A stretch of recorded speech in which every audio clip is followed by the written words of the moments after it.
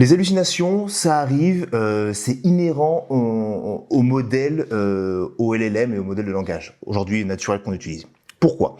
Parce que un modèle, donc encore une fois, qui sont tous concernés, ne sait pas vraiment ce qui est vrai de ce qui est faux. C'est-à-dire qu'aujourd'hui, on appelle ça intelligence artificielle, IA. D'un point de vue anthropocentré, donc d'un point de vue humain, l'intelligence n'est pas mesurée de la même façon. Mais par rapport à notre point de vue à nous, c'est pas vraiment de l'intelligence. Ça, on est tous d'accord. Attention, aujourd'hui, mais c'est pas vraiment de l'intelligence. Ceux qui sont un petit peu intéressés par le sujet savent très bien que c'est réellement ni plus ni moins que de la prédiction. Et je vais vous expliquer du coup pourquoi ça arrive. En parlant de prédiction, c'est que les modèles que vous utilisez vont tout simplement essayer de prédire une séquence de mots qui est traduit pour le modèle par des tokens.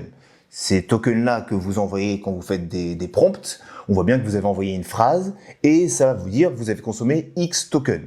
Donc on voit bien qu'il y a une translation qui se fait, une transition qui se fait de du langage humain vers la machine qui utilise et qui va du coup générer des tokens.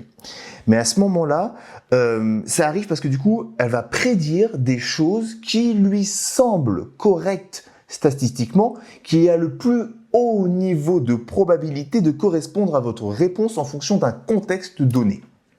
Le mot contexte est très important, gardez-le bien en mémoire. Voilà pourquoi ça arrive. Donc même s'il y a le modèle, appelez-le comme vous voulez, a l'air sûr, il peut tout simplement totalement se tromper dans sa réponse.